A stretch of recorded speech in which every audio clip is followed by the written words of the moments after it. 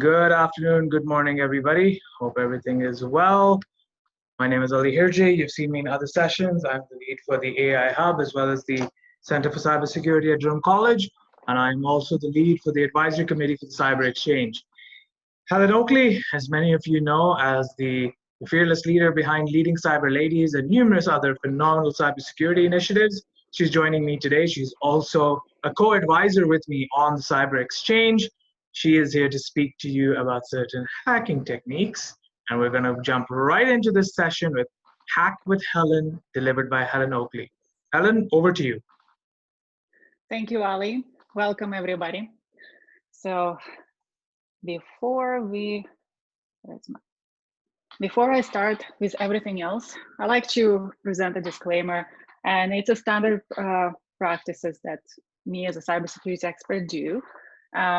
What I'm about to show you, what I'm about to talk about, is only for educational purposes and not to encourage any unlawful practices. And I will elaborate on that a little bit more. So who am I? Like you know, I am a leader for Leading Cyber Ladies in Toronto. And I work at SAP as a cybersecurity professional, and this is my daily job. I also have side project cybersecurity Secure Panda. I am part of Hack student team where we educate kids in cybersecurity, and of course, siberX advisory board member. I'm so excited to have this event running and delivering to you. And it's about balancing. We just had a panel about, you know, how do we balance everything? Yeah, I am a wife, I have 2 kids, and I have my outside of security hobbies as well, that I'm so busy and about priorities. And let's jump right into it. So maybe some of you saw this kind of this picture. Now what's happening here? Instead of license plate, this car has some code, right? Some gibberish, maybe some say. It's a SQL language, and basically, I think this person got tired of paying toll fees, right? When they drive the car. What happens when car is driving by the toll camera takes a photo and then it recognizes the driver's license plate. Then this license plate is being associated with an account, and they receive a bill for driving that distance. Now, what he did, he actually decided to completely erase that from the database. So if there is a vulnerability in application for this tool, then it would recognize as not just the license plate, but, oh, okay, I have to do something else after the license plate. And here, they just removing all the entries from that car license plate. So it is maybe funny, it's a funny photo, but this kind of practice is illegal. Now, what is hacking and what is good or bad about hacking, you know? And we, of course, you know, we hear a lot about it, but I like this quote. If it wasn't hard, everyone would do it, right? Hard is what it makes it great. And this is what I really love about cybersecurity in general. It is great and maybe for some hard, but it doesn't mean that you shouldn't pursue it, right? And it does require a lot of patience, persistence, you know, and just keep going, keep trying, keep doing, keep learning, continue learning.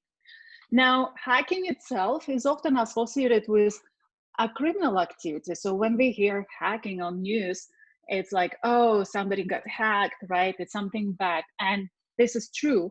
There are a lot of bad activities, and you can see different material online. Here I'm displaying, for example, a cyber map from Kaspersky, and the daily rate of attacks is enormous, right? And for example, this screenshot I took yesterday, like midday maybe or so, and Russia and United States were on the top 5, and Germany too, so in China. So it's a lot of activities happening, and of course those activities lead to breaches as well, and I have a link here below. Information is beautiful for all breaches that recently happened. It's really fascinating to see how how invasive those activities are. Now, the good, the bad is a very fine line for the hacking itself. So we can think about actually a good part of the hacking. It's intellectual curiosity, right? I am curious, how would it work if I don't follow the manual, and if I do something else, what would I do about that? And then we have innovation hackathons, right? That very tightly integrated with this kind of activity, hobbies, right? And then we have more professional side of hacking, like ethical hackers, and more about what we're going to talk today. And they, by doing these activities, by trying to go around certain systems, they look for the flaws, right? For the flaws in the applications or environment, landscape, infrastructure, and see if they can help those companies to build stronger environments. And also, what the difference is that they have to follow the code of conduct precisely. And no means no, it's something serious. So there is a contract and there are boundaries, and no matter how much we may not like that, right, we still have to follow. And that was the fine line distinguishing from good activities and bad activities. And it's really interesting, because even here I have an example of an article that happened just not too long ago, when actually cybersecurity professional went to jail just because they didn't follow contract precisely. And it's very serious matter that we need to understand as ethical hackers. Always follow what is being agreed upon, right? And never go sideways. Okay, so types of hackers. Who are they? What they do? How do we distinguish them? So black hats are the illegal activity people, those who break systems, who work in, I don't know, dark web, illegal world. White hats are also ethical hackers. So white hats are those who work for companies who do also hacking activities, but they have a good intent. So here comes the fine line. So you do the same activities, but you have a different intent at the end, right? Then there are gray hats, and gray for a reason, because they're shady areas, right? One day they may do something good, one day they may just follow some different interests. And basically in cybersecurity world, we say you cannot really trust gray hats. Like either you have good intent, or you don't have good intent. Script kiddies are people who usually try to learn how to hack, and then they copy some chunks of code and try to inject, and they don't really know what exactly they're doing. They just like play around without realizing how much harm they can do, and it can be also illegal activities. And then we have all possible spy hackers, terrorists, state-sponsored hacks, right? There's the US and China, and so on. So those are categories. But what is ethical hacking, right? What it really is. So by definition, it's attacks performed against the company or individual, right? To test if there are flaws. And like I mentioned before, it's binded by contract. So this kind of activity is legal. And as long as you follow the contract, you won't get into trouble. Now, why would we do ethical hackings? There are tons of reasons, for sure, and we can elaborate on that as a whole separate topic, why and how and so on. But I wanted to mention maybe 4 the most obvious ones, or the main ones. So first of all, ethical hackers help evaluate current security profile of a company, whether they do just application security hacking, or they go through the whole infrastructure, or like, for example, red teams, they go end to end, the physical security, social engineering, infrastructure and so on. So they uncover the flaws, they look at the this overall security profile of the scope that they're testing, and then they report on that. So from that, they create security measures. So when they find a flaw, they also recommend how to fix the flaw, what is should be done in this case to prevent attack like this or vulnerability like that.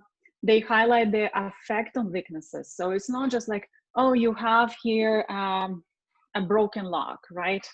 You need to fix it. And this is the new lock that you need to put. They also provide the effect on weakness. So what would happen if you have a broken lock to your server room, right? So this means that somebody can just walk in and do whatever they want, steal all your data, bring everything down. And those effects and weaknesses are important. So it's a communication to the company to explain what it means, because what if they think like, oh, well, I don't know what it means, like it's not really important. But no, you have to explain what's important. And that's what makes good ethical hacking practice and what makes a standout from that whole profession. And document everything. I don't know, it might be a very tedious and oh my God, I have to write all those lengthy documents, but it's very important that you document all your findings, what you did, and report. So that's what really makes a good good pen tester or ethical hacker, and it helps company to improve their security posture altogether.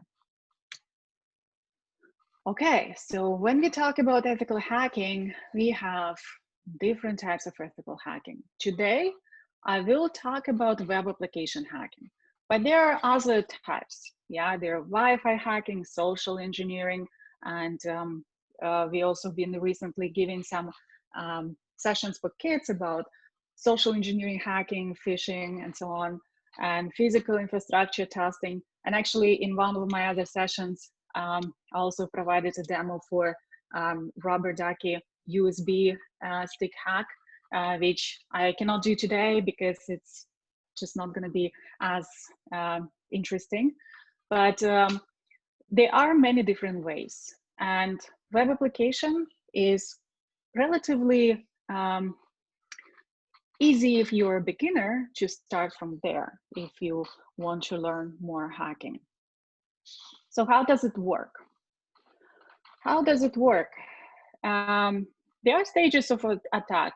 If I'm a hacker, I don't just jump into a website and start hacking. First of all, I need to collect the information about my target. And that is stage one, reconnaissance, right? So I'm collecting all kind of intel. Who is the company? What are they doing? What is the business? Who are the people working for? What is their online activity looks like? Did they have any vulnerabilities in the past? Are they exposed? And all this information builds a very interesting profile about organization that hackers can then go and take certain steps in their planning. So they collect info and they plan based on that info. And that would include depending on the scope, right? Of course, if you are an illegal hacker, your scope is limitless. You're basically gonna go all kind of ways to achieve your goal. For ethical hackers, pen testers, we have a specific scope that we're gonna follow, and that is depending on the contract. Now, the step number two, scanning. So scanning, now I have collected my my information, and I'm gonna scan the systems, the network of the company. For example, I can figure out if there are any vulnerable components in the network that I could use. And as an example, these vulnerabilities, when I scan, I may see some potential devices or libraries, and I could go to publicly available websites like this two I'm presenting to check if those devices or libraries or code have vulnerabilities that I could actually misuse. So if a company didn't patch it on time and so on, I can exploit that vulnerability. So it's very important for companies to make sure that they always patch the security vulnerability and upgrade their devices and everything in infrastructure to make sure they stay up to date with the security patches. So after the scan, I go into actual attack mode, and I'm gaining an access. And depending what kind of hacking activity you do, you would gain an access, for example, in web application, you would go and try to perform some attacks to gain privileges, right? So I would look if I can log in as an admin somewhere, if maybe I can do something that I'm not supposed to do, and so on.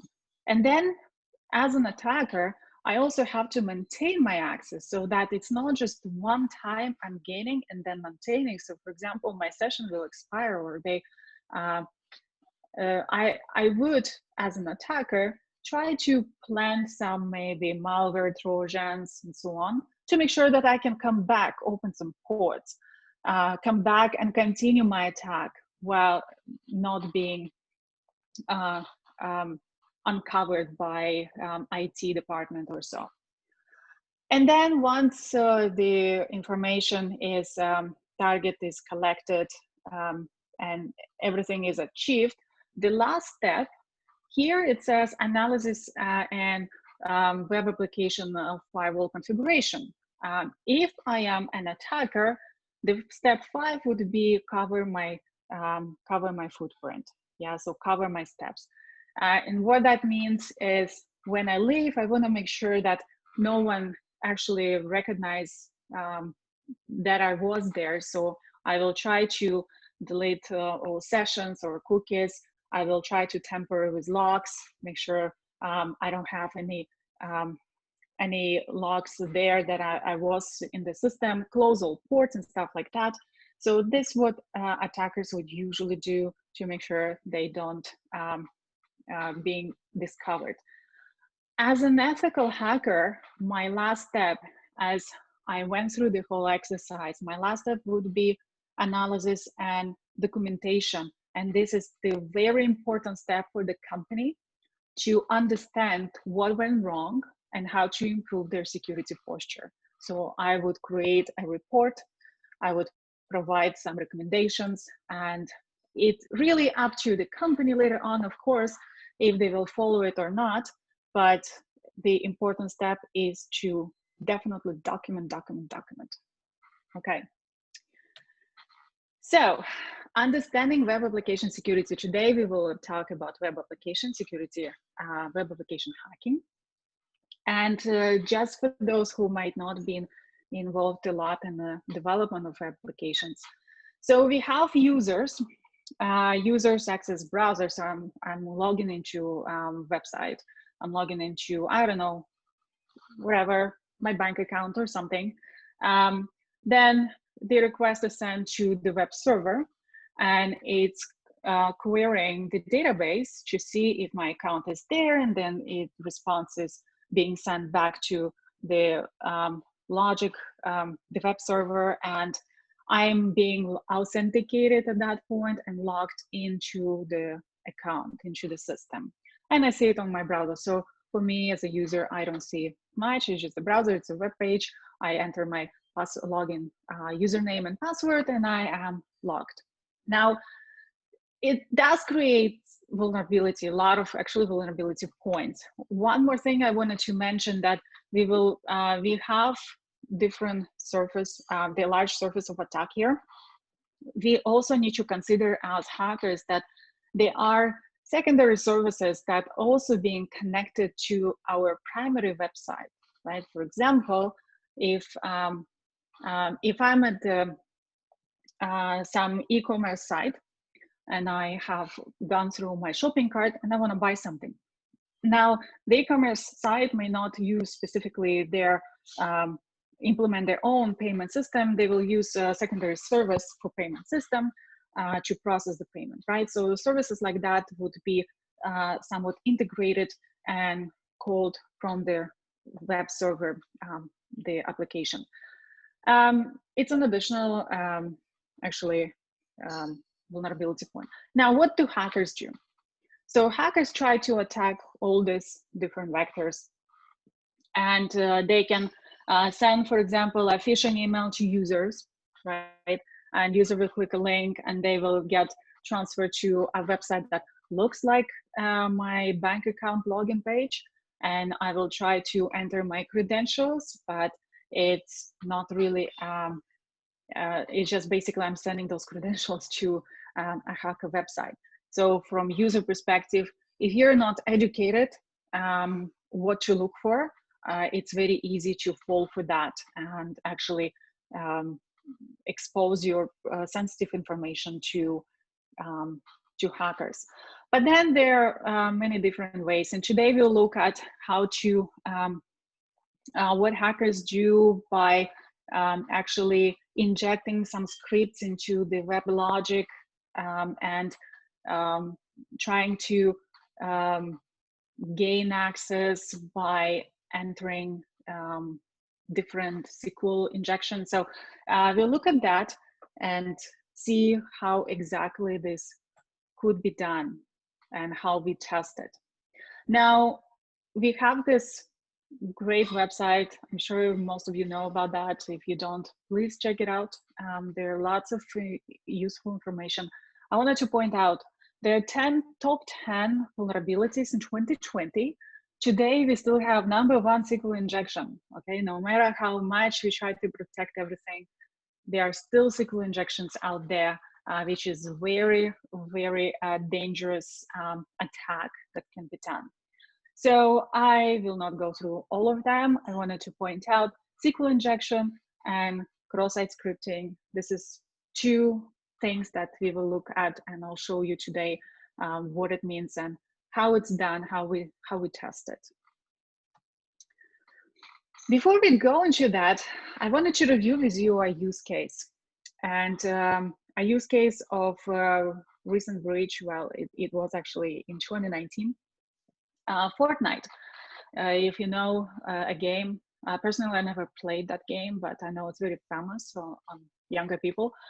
So the breach was huge, right? 2 million users worldwide, stolen accounts with passwords, in-game currency. People basically were charged from their bank to buy stuff in the game and so on.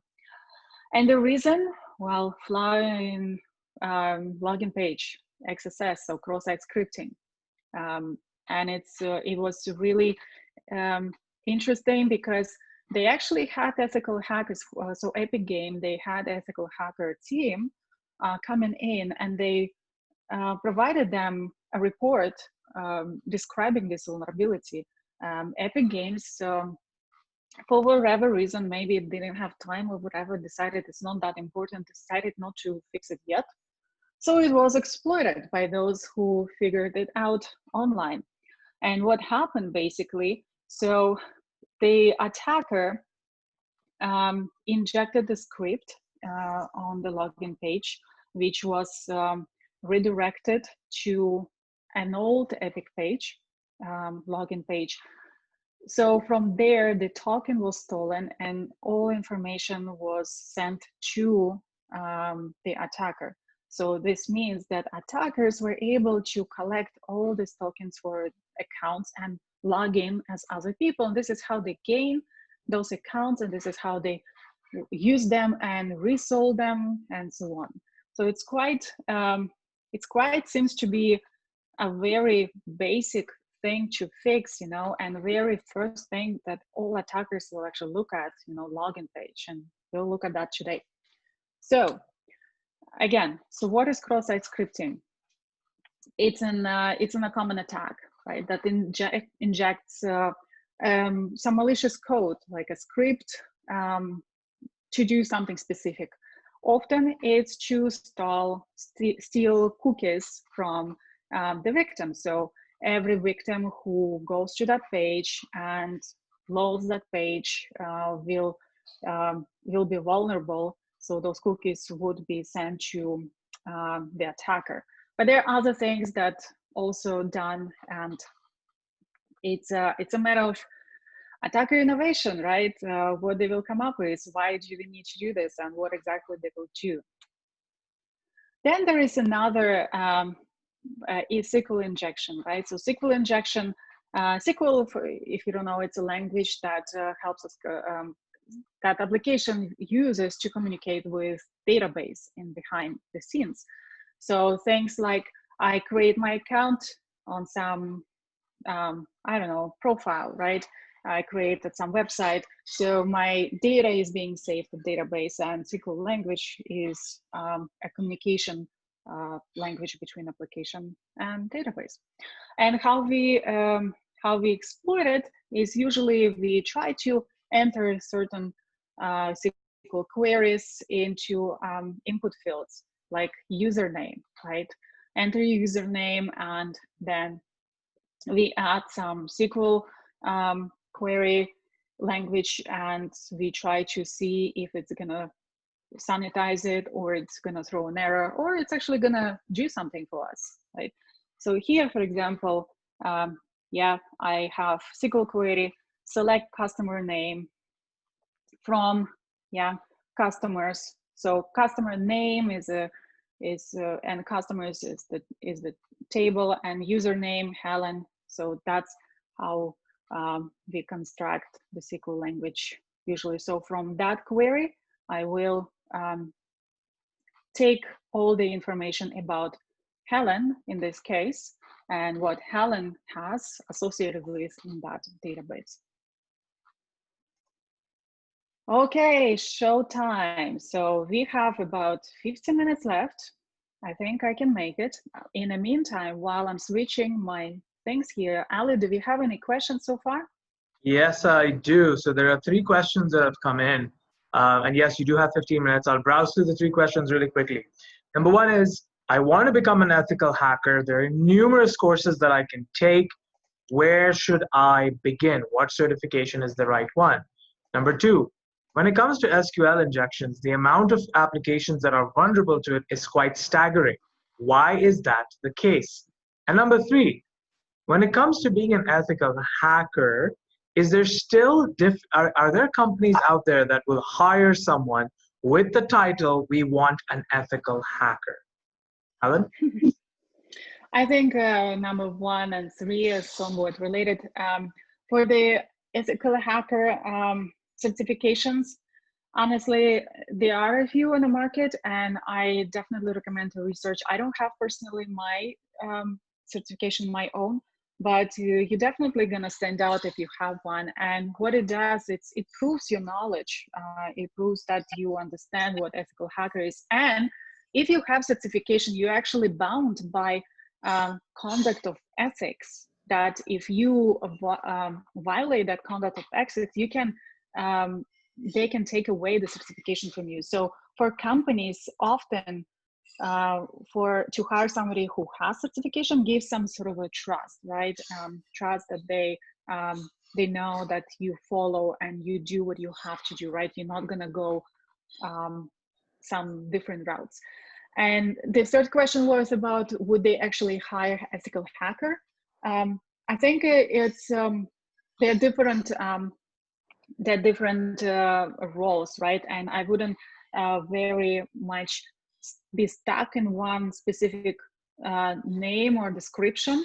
There can be ethical hacker, pen tester, cybersecurity expert. You know, I would say when you see a role, read the description, right? What exactly they want you to do, and you will see if they'll say like pen test our security control systems, right? So all these aspects will be in regards to that. Of course, you more likely see just general security analyst or security expert, which would include some penetration test in it, perhaps. But you may have a broader role, so you won't be doing 100% only pen testing all the time, right? If you go work for a company whose business is not cybersecurity, But if you go for a company who hire security experts and they actually provide the service to other companies, then you might be actually working as a pen tester full time. Yeah. And second question, could you repeat that, please, again? It was like the number of companies or applications that are vulnerable to SQL injections is quite staggering. Why is that the case? Well, I think, well, because it's a consistent work, right? So new code is developed. First of all, we have a lot of legacy code that contains a lot of vulnerability. But also with newly developed code, not all companies yet, unfortunately, follow all the security measures. And it requires to have integrated security throughout the whole development lifecycle. You know, you have to do scans, you have to test it, you have to do the risk assessment, like threat assessment on your application. And it might be because they don't have enough expertise, they don't have enough resources, right? If it's a small startup company, or maybe it's a public company who don't have also resource or budget to do something like that. So there are a lot of reasons, and unfortunately, that's why we need to be more aware of that and make sure that we share the information and let them know this is happening, but never hack them for a good show, right? To show them. Okay, so for the time being, let's pause the questions. I don't know if any. I'm gonna show you something here. So I have here the Jew Shop by OWASP, and it's a very good website for you to start actually legally practice your penetration skills. And I chose it for the reason that you see it and you can do it yourself. So I didn't want to choose some application that you don't have access to, that I use for my own training, but Jew Shop is very good to start with. So in my first stage of the hacking, right? If I do ethical hacking, I am doing reconnaissance, right? And in this case, it's quite simple. I just went there and was like, okay, let's see what this site does. Okay, they sell some stuff. It's e-commerce. I may have account here. Okay, I have different languages. Select search bar. What's in the menu here? Okay, customer feedback. We have customer feedback here. We can send something interesting. Okay, what about us? Oh, about us. So I want to see if I know anything about this company. Oh, okay. So I see some comments, and also I see some potential emails here, right? Anonymous as well. Okay, that's interesting. So I may be able to figure out from here who are the people who work in, and maybe I could potentially gain access to their accounts. Now, just a second. Okay. So on the side, I'm gonna initiate Zap. So Zap is another tool that is free for you. So you can download it from OWASP as well. And I hope you will be able to see. So now what I'm gonna do, I can continue working side by side like that, but for sake of demo, I'm gonna also actually manually launch Zap from the Explore here. So so what it's gonna do is just gonna predefine all the quick proxy settings, and it's gonna have this nice launch as a separate session so I can explore it more. Okay, so I'm gonna launch in my Firefox here. Gonna pop up. All right. Perfect. Okay. So it's loading. Okay, you can see. So right now, let's say I'm already in a kind of stage of scanning / gonna try some attacks. You will see here that already some requests and response and URLs that have been loaded here, already populated. I have the website tree here as well. So at this point, I can initiate a spider that will crawl the website furthermore. So that's continuous of my looking for additional URLs. So I'm gonna start the scan. It's going around, perfect. In the meantime, I will explain a little bit of the sidebar. So Zap actually introduced a very nice feature. So you have all kind of stuff already here. They call it Hub. You can also see the history here and a Hub as well. So the reason they did it, you can really focus on your application and not to be bothered too much with the tool until you really need to do and manually explore something. So what I'm gonna do next, I will try to go through login page. Okay, so I don't have any email. Let's see here. You know, interesting part about login page, and as a hacker, it's like, okay, maybe not now, not yet, but I want to explore what forgot your password does. And first of all, let me see. Email at google.com. Logging, what does it say? Does it say anything? Okay.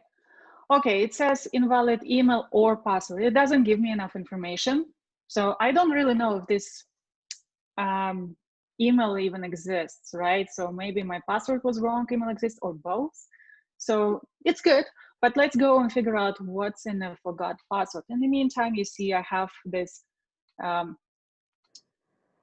so you see I have sent a request with email and password, just true, and I received a response email, invalid email or password. All right.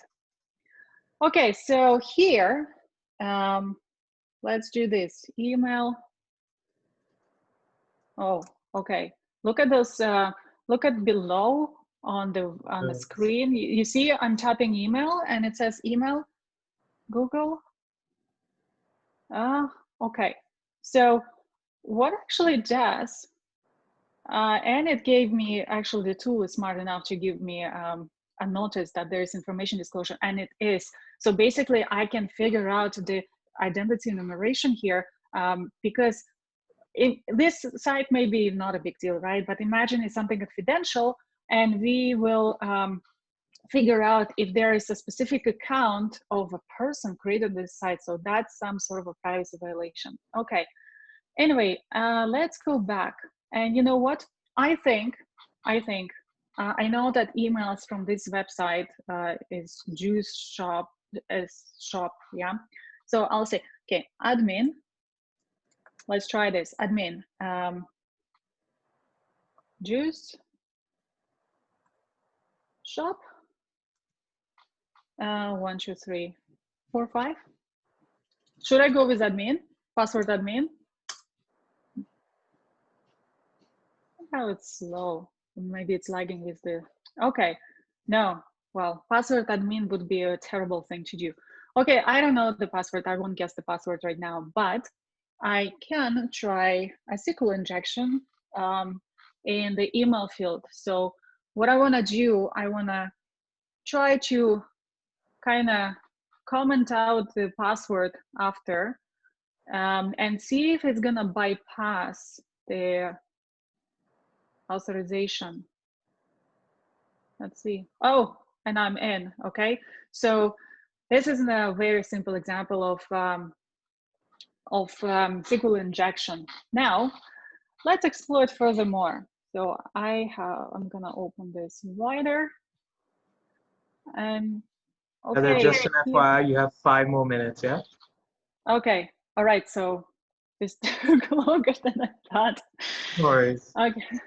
Okay, I have, okay, what I'm gonna show here. So I'm gonna try to inject a script into my search page, because that's, first of all, let's test it, Okay, so you see here, search result, it's populated word test. So I know it's not just searching, it's also returning some result. Script, alert, hello. Oh,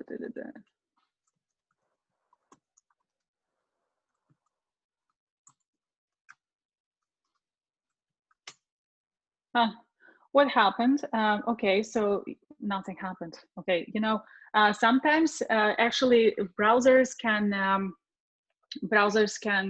filter out the scripts, but browsers are getting smarter, right?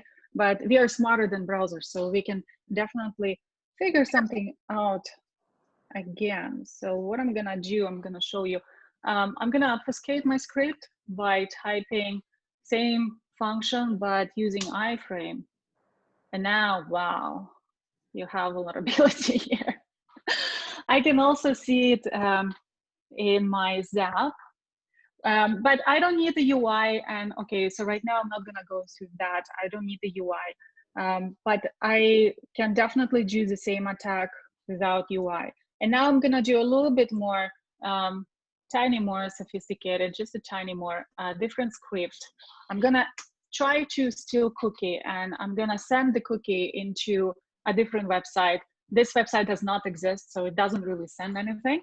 But I have, you see, I entered an image here in a script, and I have a broken image. And for the reason so that I can show you that there is something, I'm gonna inspect element here.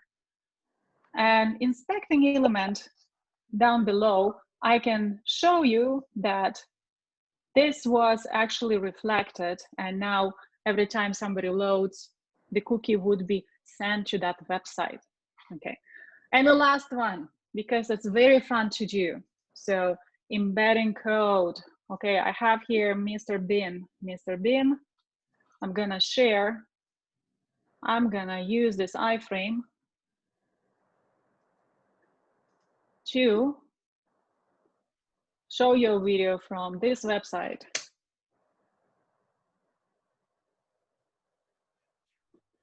Yes.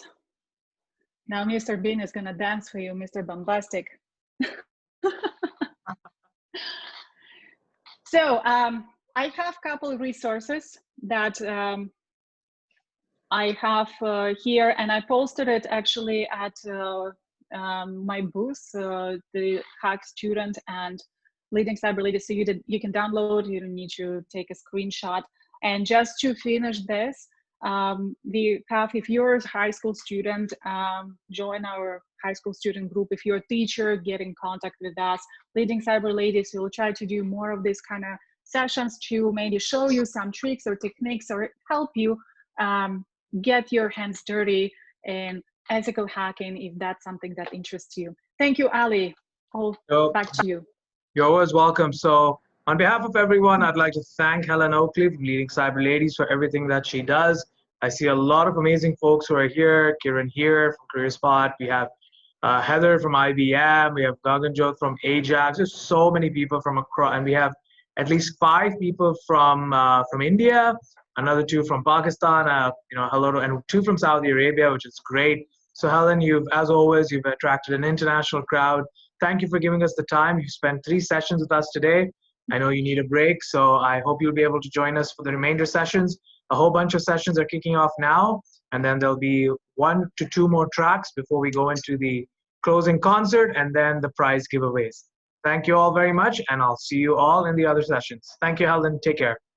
Thank you. Bye.